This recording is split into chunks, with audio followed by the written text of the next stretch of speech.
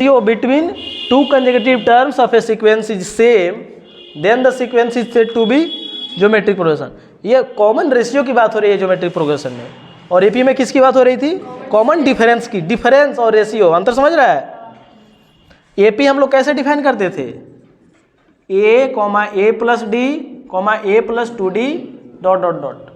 Difference की बात हो रही थी. डिफरेंस मतलब ये डी वाला डिफरेंस. इसमें से इसको माइनस करेंगे डी आना चाहिए, फिर इसमें से इसको माइनस करेंगे डी आना चाहिए, फिर इसमें से इसको माइनस करेंगे कितना आना चाहिए? डी. सारे टर्म के बीच में डी का डिफरेंस होना चाहिए. वहीं जीपी में क्या देखेंगे? Common ratio. जैसे एग्जांपल ले लो 3, 6, 9, 89, 27 ऐसा. कॉमन रेशियो निकालो. कॉमन डिफरेंस निकल जाएगा भी, उसको इग्नोर कर देना. कॉमन रेशियो, इसमें कॉमन रेशियो आएगा. कॉमन रेशियो निकाल के देखो कितना आएगा? 6/3 = 2. इसका कॉमन रेशियो निकालो कितना आएगा? 9/6 = 3/2. नहीं होगा. देखो 3/2 आ गया, यहाँ 2 आ गया. ये ज्योमेट्रिक प्रोग्रेशन नहीं होगा. दूसरा लेते हैं एक एग्जाम्पल. 2, 4, 8, 16, 32, 64 dot dot dot. इसका कॉमन रेशियो निकाल के देखो. इसमें से इसको डिवाइड करो. कॉमन रेशियो, रेशियो मतलब पता है ना? रेशियो मतलब numerator something numerator upon denominator, इस टाइप का होना चाहिए. 4/2 निकालो कितना आएगा? 8/4 निकालो. 16/8, 32/16. सब में 2 आ रहा है ना? ज्योमेट्रिक प्रोग्रेशन बोल सकते हैं इसको, जीपी बोल सकते हैं. ये जीपी है. कॉमन रेशियो सेम आ रहा है. मतलब ये कैसा आ रहा है? A comma A R comma A R square comma A R cube dot dot, इस टाइप का आ रहा है. ये आ रहा है ना? इसको देखो कैसे लिखते हैं. ए मतलब 2. ए किसको रिप्रेजेंट कर रहा है? 2 को. ए इंटू आर किसको रिप्रेजेंट कर रहा है? 2 इंटू 2 को. आर हमारा क्या है? Common ratio. उसमें डी क्या होता था? Common difference. इसमें आर क्या है? Common ratio. ए मतलब 2, ए आर मतलब 2 इंटू 2, ए आर स्क्वायर मतलब 2 इंटू 2 स्क्वायर. अरे समझ में? ए आर क्यू मतलब 2 इंटू 2 क्यूब. निकाल के देखो. ये 2 का 2, ये 4, ये 8, ये 16 जा रहा है ऐसे. यानी ज्योमेट्रिक प्रोग्रेशन का जनरल टर्म हम कैसे लिखेंगे? जैसे एपी का जनरल टर्म लिखते थे A comma A plus D comma A plus 2d comma A plus 3d. Geometric progression का जनरल टर्म कैसे लिखेंगे? इसको जनरलाइज कैसे करेंगे? A comma A R comma A R square comma A R cube comma A R 4 dot dot dot, ऐसे करेंगे, है ना? अब चेक करो ये जेपी है कि नहीं. फर्स्ट टर्म इसका ए है और इसका कॉमन रेशियो निकाल लो. कॉमन रेशियो निकाल के देखो. कॉमन रेशियो मतलब इसमें इसको डिवाइड करो. ए आर में ए से डिवाइड करो. ए आर अपॉन ए कितना आएगा? A R.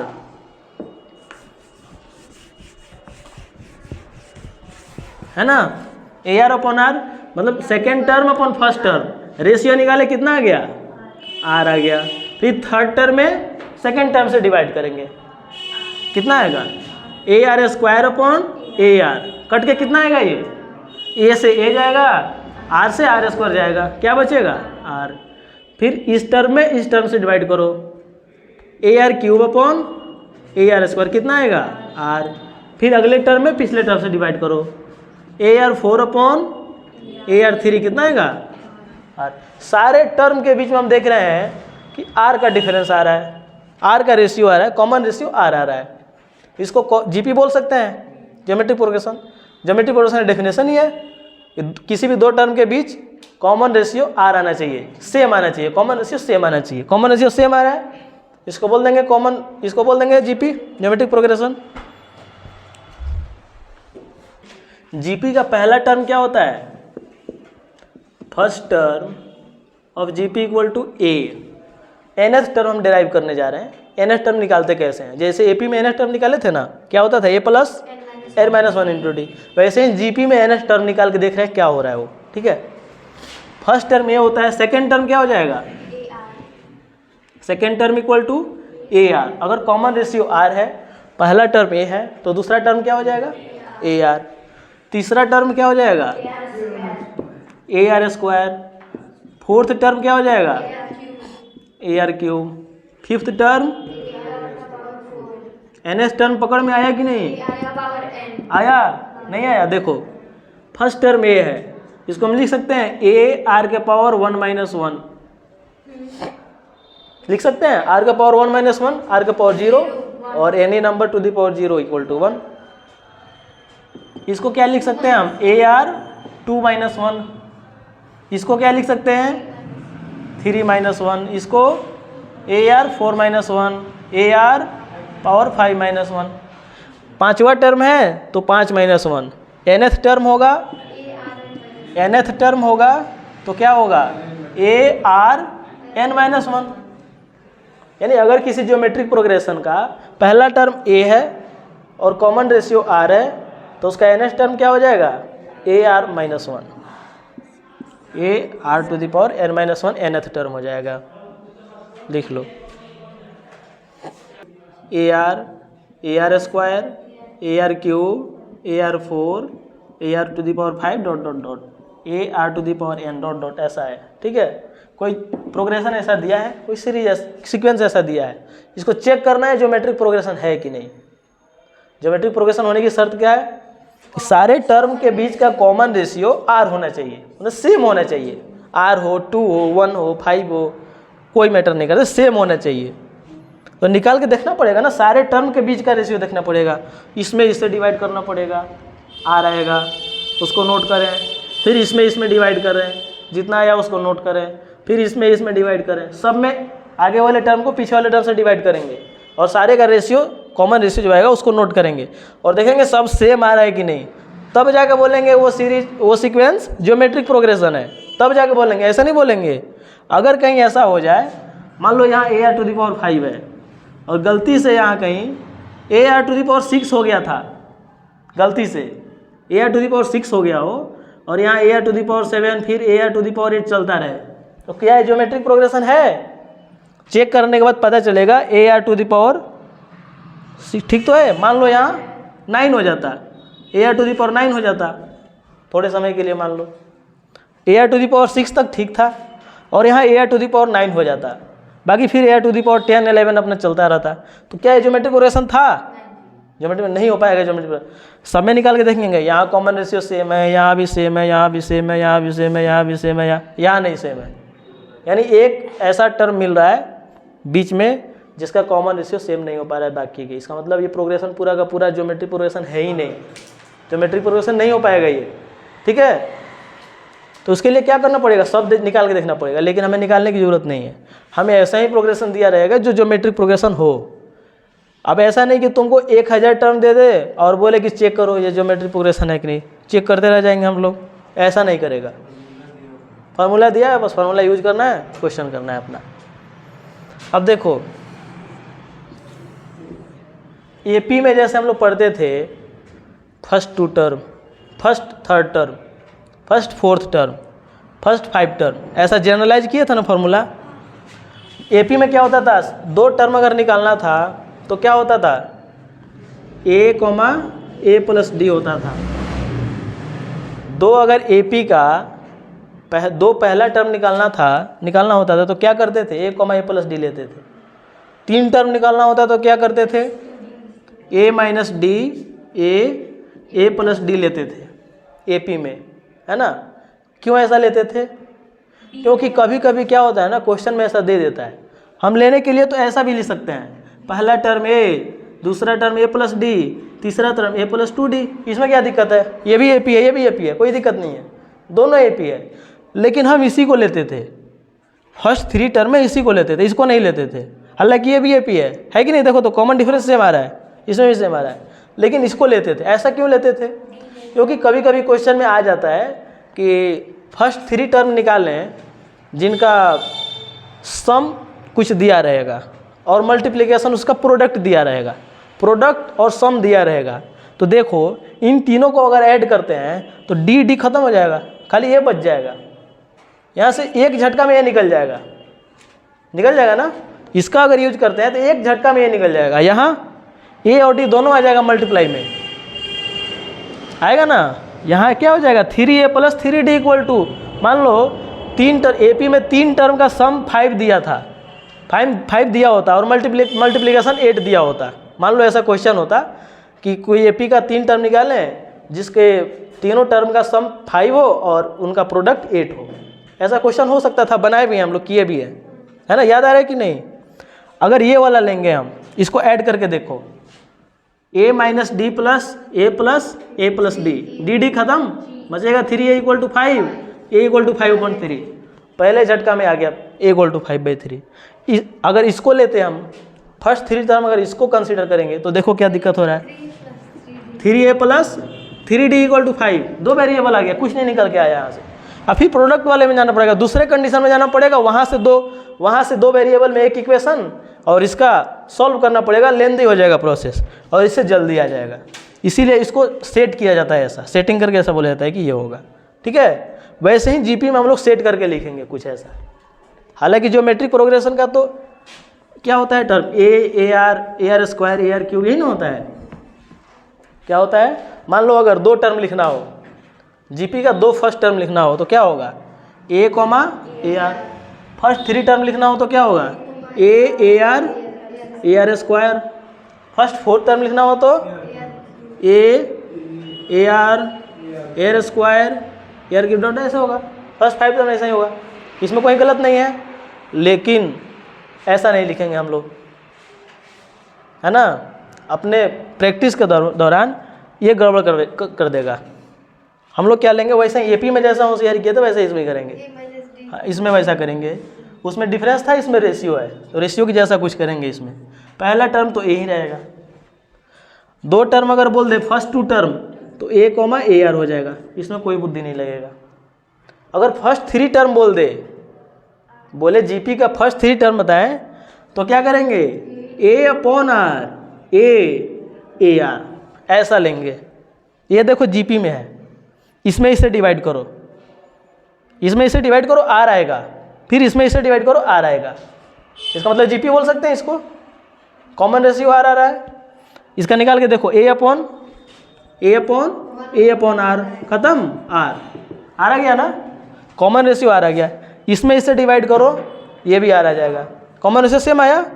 अब देखो जीपी में ऐसा क्वेश्चन देगा कि प्रोडक्ट उनका 5 है। जीपी में कोई ऐसे टर्म है 3 जिनका प्रोडक्ट 5 आ रहा है, तो क्या करेंगे, तीनों को मल्टीप्लाई कर देंगे।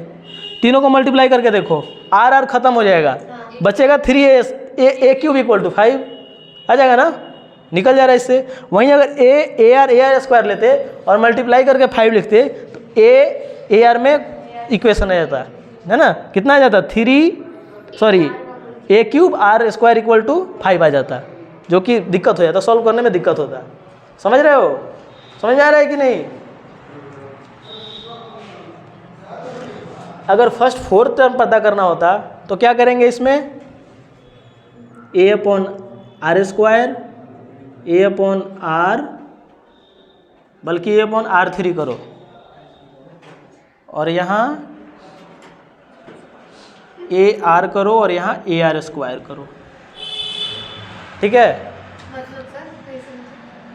देखो AR क्यूब पहला टर्म लेंगे, दूसरा AR लिखेंगे, तीसरा AR लिखेंगे, चौथा AR स्क्वायर। अब देखो कॉमन डिफरेंस निकाल के देखो, कॉमन रेशियो निकाल के देखो, सब में R स्क्वायर आएगा।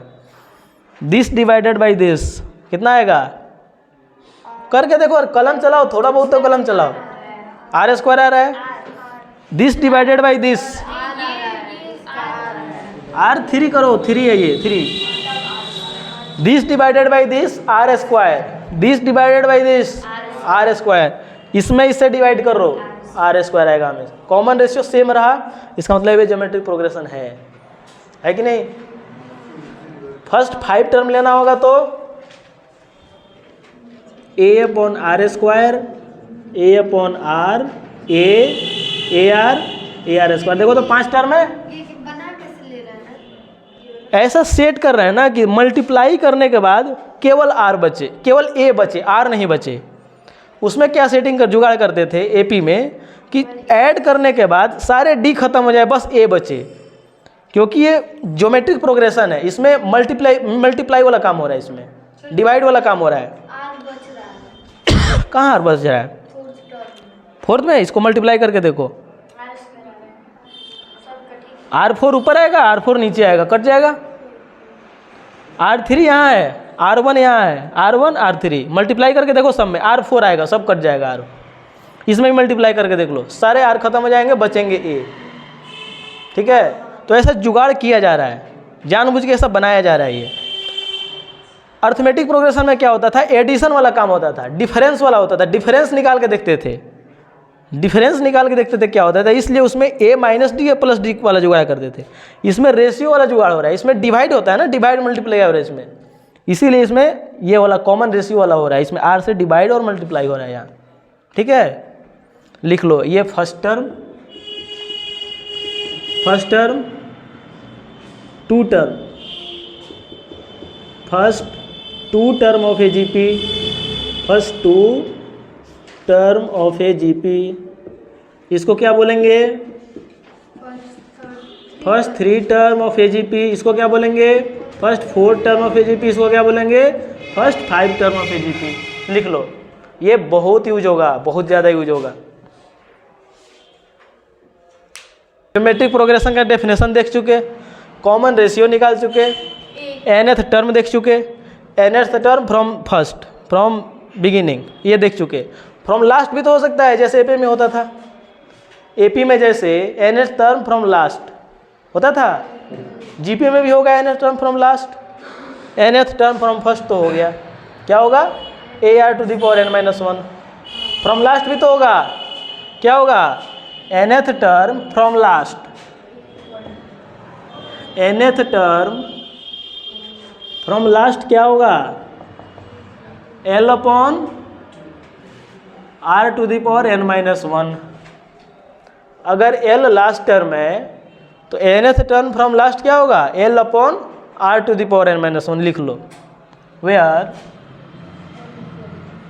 Where L equal to last term, इसको ऐसा ही बोल सकते हैं, L इक्वल टू AR⁻n-1। ठीक है, लिख लो। इसके बाद आएगा sum of GP, very very important. Sum of GP, sum of AP होता था ना, सम ऑफ जीपी भी होगा। nth टर्म का सम, 5 टर्म का सम, 6 टर्म का सम। ठीक है, मान लो, बोलो, एक जीपी है हमारे पास, AR square, AR cube dot dot dot. Sum को किससे डिनोट करते हैं? SN से।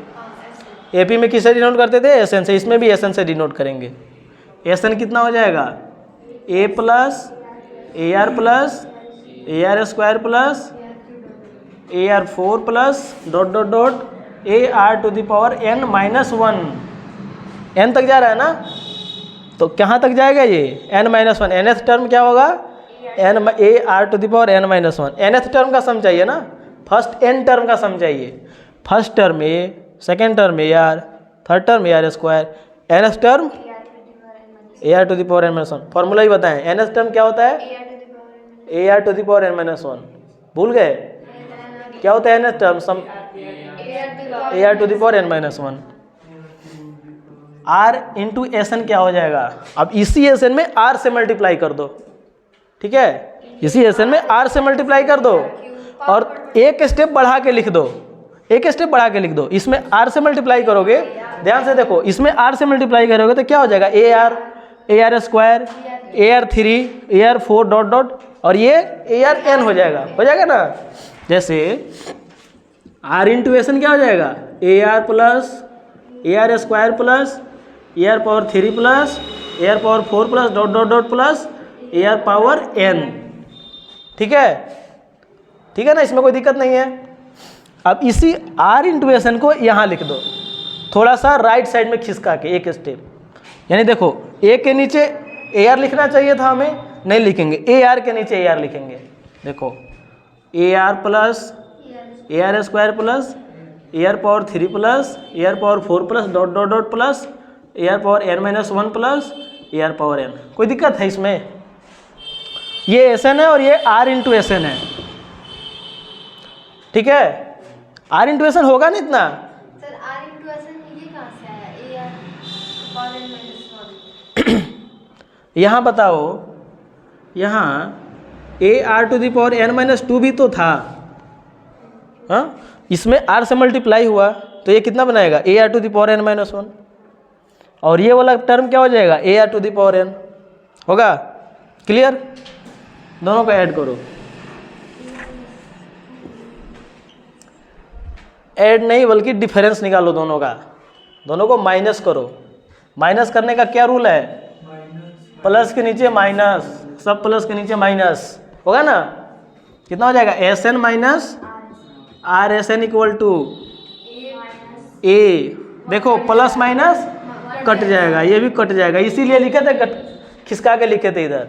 हालांकि नहीं लिखते, यहाँ लिखते तो भी कोई दिक्कत नहीं था, यहाँ काटने में आसानी हो रहा है इसीलिए इसको लिखे हैं। ये AR यहाँ भी लिख सकते थे, कोई दिक्कत नहीं है, ठीक है। Cancel out cancel out cancel out cancel out cancel out. AR का पावर n का जोड़ा ऊपर नहीं है, नहीं कटेगा।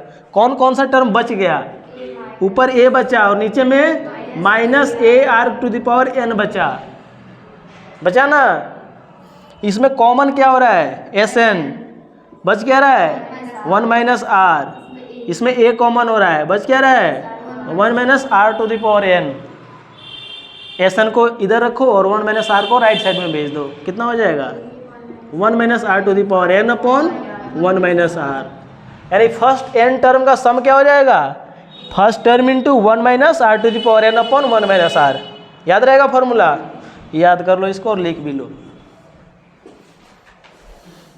देखो, हाँ, अब देखो नीचे में क्या है? डिनोमिनेटर में 1 माइनस R। अगर R इक्वल टू 1 करेंगे तो क्या हो जाएगा?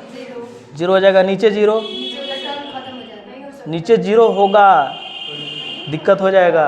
नीचे 0 नहीं रखना है, इसलिए यहाँ लिखना है condition R not equal to 1 होना चाहिए। 1 छोड़ के कुछ भी ले लो, 1 नहीं होना चाहिए। 1 होगा तो ये सम निकल ही नहीं पाएगा, इनफाइनाइट हो जाएगा, है ना। ऐसा होगा। अगर R इक्वल टू 1 हो जाए तो क्या करेंगे? R1 हो भी सकता है ना, कभी कभी ऐसा भी ज्योमेट्रिक प्रोग्रेशन आ सकता है, 2 2 2 2 2 डॉट डॉट डॉट, ये भी ज्योमेट्रिक प्रोग्रेशन है ना। इसमें कॉमन डिफरेंस, कॉमन रेशियो क्या है इसका? 1, 2/2 1, 2/2 1, 2/2 1। कॉमन रेशियो क्या आ रहा है? 1। तो इसका सम पर ये तो फॉर्मूला काम नहीं करेगा, क्या लगाएंगे तब? R इक्वल टू 1 काम ही नहीं कर रहा है ये, तो क्या लगाएंगे? इसका सम निकालना है ना। सम निकाल के देख लो। यानी ये 2 2 आ रहा है ना, इसको जनरलाइज वे में लिखते हैं थोड़ा। मान लो फर्स्ट टर्म A है, कॉमन रेशियो 1 है। कॉमन रेशियो क्या है? 1 है। तो दूसरा टर्म क्या हो जाएगा? Second term A into R या A इंटू 1 A। तीसरा टर्म क्या हो जाएगा? A। चौथा टर्म A। n टर्म ना A, n टाइम्स, ये n बार है ना। A कितना बार आया है? n बार। कितना होगा इसको सम लिखेंगे तो कितना हो जाएगा? ये NA। अगर R इक्वल टू 1 हुआ, R इक्वल टू 1 हुआ तो सीधे क्या बोल देंगे? सम NA।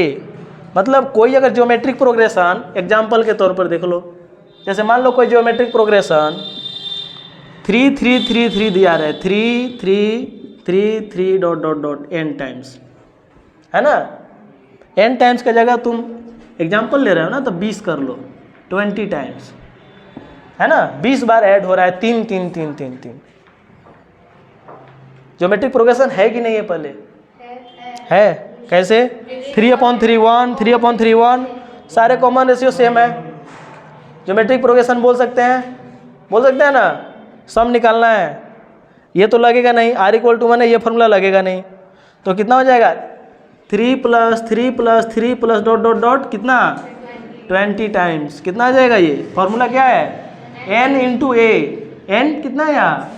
20 इंटू 3 कितना आ जाएगा? 60। अगर R इक्वल टू 1 हो जाए तो ये फॉर्मूला लगेगा। R इक्वल टू 1 नहीं हुआ तो ये लगेगा। इसमें भी किसी किसी बुक में 2 तरह से ये फॉर्मूला लिखता है। कंफ्यूज मत होना देख के।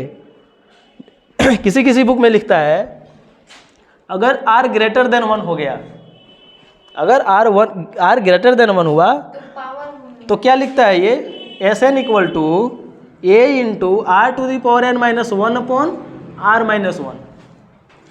r ग्रेटर देन 1 के लिए r ग्रेटर देन सबके लिए होना चाहिए। बता रहे हैं r ग्रेटर देन 1 के लिए किसी किसी बुक में ये लिखता है, और फिर साइड में लिखता है r लेस देन 1 के लिए Sn equal to a into 1 minus R के power n upon 1 minus R. समझ रहे हो क्यों लिखता है ऐसा? अगर r 1 से बड़ा हुआ ना तो r के पावर n 1 से बड़ा हो जाएगा, होगा ना। अगर r ग्रेटर देन 1 हुआ तो r का पावर n बड़ा होगा ना। कोई भी नंबर लेके सोच लो, 2 लेके देख लो, r इक्वल टू 2 1 से बड़ा है, 2 के पावर 2 2 के पावर 3 1 से बड़ा है ना। ऊपर पॉजिटिव आएगा, नीचे भी पॉजिटिव आएगा, पॉजिटिव अपॉन पॉजिटिव सम है तो पॉजिटिव आना ही है। सर r का पावर 2, हाँ मान लो 2 टर्म का सम निकालना है, 3 टर्म का सम निकालना है, एग्जाम्पल लेके देख रहे हैं। अगर r लेस देन 1 हो गया तो मान लो 1 अपॉन 3 1 अपॉन 2 0.5 0.6, उसके लिए Sn क्या होगा a इंटू, अब देखो अगर r लेस देन 1 हो गया, r लेस देन 1 हो गया, जैसे 0.1 ले लो, r क्या हो गया 0.1, इसका पावर निकालो। मान लो 5 टर्म का सम निकालना होता, फर्स्ट 5 टर्म का सम निकालना होता, यहाँ क्या करते a into 1 minus R to the power 5 करते, यानी a into 1 minus 0.1 to the power 5 करते, तो 0.1 का पावर 5 कितना हो जाएगा 0.0001 होता ना। तो 1 माइनस 0.001 अपॉन 1 माइनस 0, ये ऊपर पॉजिटिव नीचे पॉजिटिव, इसीलिए लिखता है, हालांकि इसका कोई इंपॉर्टेंस नहीं है ना। अगर हम r लेस देन 1 के लिए भी यही फॉर्मूला अप्लाई कर दे ऊपर वाला तो भी कोई हर्ज नहीं है। अगर r छोटा है 1 से तो क्या होगा, ये r का पावर 1 से छोटा है r का पावर n, यानी ऊपर निगेटिव आ जाएगा, नीचे भी तो निगेटिव आएगा, निगेटिव को खा जाएगा, तो कोई दिक्कत नहीं है। जो अच्छे बुक है उसमें केवल यही देगा फॉर्मूला, है ना। वो घुमाने के लिए ऐसा दे देता है, उसके चक्कर में मत रहना, ठीक है ना। एक ही फॉर्मूला याद रखो, a इंटू 1 माइनस आर का power n upon 1 minus R, ठीक है, इसी से काम चल जाएगा सब। दूसरी बात, अगर इनफाइनाइट टर्म का सम निकालना हो तो क्या करेंगे। ये भी तो हो सकता है कि इनफाइनाइट टर्म का सम निकाल लो, है ना। तो तुम मुझे एक बात बताओ, 0.1 का पावर 1 कितना होगा 0.1, 0.1 का पावर 2 कितना होगा 0.001, 0.1 का पावर 3 कितना होगा, बढ़ता जाएगा। यानी अगर 1 से कोई नंबर छोटा हो रहा है, एक से नंबर, कोई भी एक से नंबर छोटा अगर हो रहा है, उसका पावर निकाल रहे हैं तो वो क्या हो रहा है, और छोटा हो जा रहा है, और ज़्यादा पावर कर देंगे तो और छोटा हो जाएगा। मतलब 0.1 का पावर 1000 अगर कर दें तो सोचो ये कितना छोटा नंबर हो जाएगा, नेग्लिजिबल हो जाएगा। अगर इनफाइनाइट कर दें तो क्या होगा, जीरो के करीब चला जाएगा ये, है ना। अगर r लेस देन 1 हुआ और इनफाइनाइट टर्म का सम निकालना हो, इनफाइनाइट टर्म का सम निकालना हो, अगर r लेस देन 1 हो गया तो इसमें लगा के देख लेते हैं, है ना। Sn equal to a into 1 minus R के power n upon 1 minus R, यही था ना फार्मूला। और मान लो r हमारा लेस देन 1 है, लेस देन 1 है, एग्जाम्पल लेके बताएं 0.1, 0.2 भी हो सकता है, 0.9 भी हो सकता है, तुम घर में जाके चेक करना। 0.9 का पावर 1 निकालना, 0.9, 0.9 का पावर 2, 0.81, छोटा आ गया ना 0.9 से, फिर 0.9 का पावर 3 और छोटा आएगा 0.9 से, 0.9 का पावर 1000 बहुत छोटा आ जाएगा, और 0.9 का पावर इनफाइनाइट लगभग 0 चला जाएगा ये। यानी अगर r लेस देन 1 हुआ, कितना भी छोटा हुआ, r से मतलब 1 से कितना भी छोटा हुआ, जस्ट छोटा भी है अगर ना, कितना भी है छोटा है अगर, तो क्या होगा ये r का पावर इनफाइनाइट n अगर इनफाइनाइट तक दौड़ा देंगे तो क्या होगा, r का पावर n कहाँ चला जाएगा, 0 की तरफ चला जाएगा। अगर r मान लो 0.2 है, 0.2 का पावर n करेंगे यानी इनफाइनाइट कर देंगे तो क्या हो जाएगा, 0 के पास चला जाएगा ना। यानी s इनफाइनाइट कितना हो जाएगा, a into 1 minus 0 upon 1 minus R equal to a upon 1 minus R, ये Sn हो गया। अगर n लेस देन 1 हुआ तो इनफाइनाइट टर्म का सम कितना हो जाएगा, a/1 - r। पर एक एग्जाम्पल लेके देख लेते हैं हम, ठीक है, दोनों का एग्जाम्पल, इसका और इसका। हालांकि पूरा जीपी पढ़ा दिए, जितना जीपी होता है सब पढ़ा दिए। अब तुम लोग एक्सरसाइज करके लाना। एक एग्जाम्पल ले लो,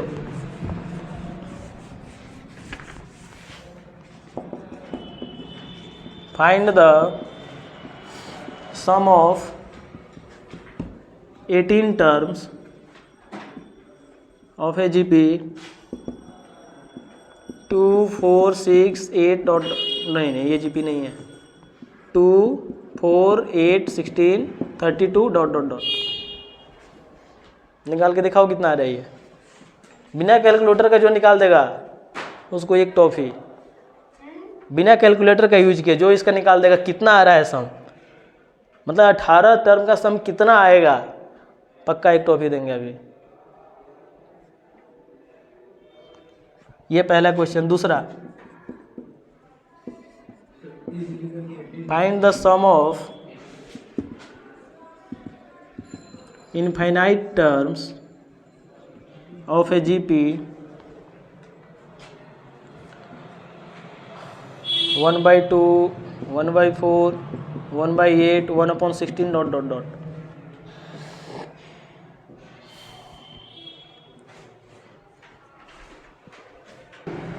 पहला का a कितना है 2, कॉमन रेशियो कितना है, कॉमन रेशियो इक्वल टू 2।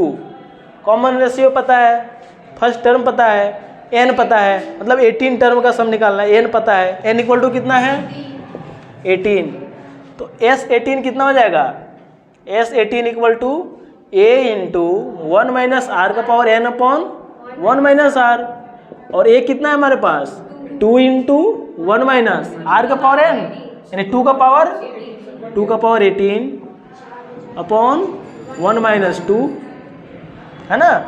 कितना हो जाएगा ये 2 इंटू 1 माइनस 2 के पावर 18 डिवाइडेड बाई -1, यानी -1 ही उठ के कहाँ चला जाएगा, यहाँ -2 प्लस 2 के पावर 19 होगा ना, 2 का पावर 19 -2 हो जाएगा ये।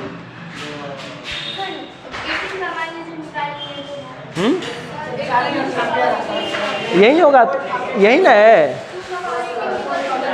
2 का पावर 18 निकाल ली, देखना पड़ेगा, याद नहीं है, जो भी ये देख लेना।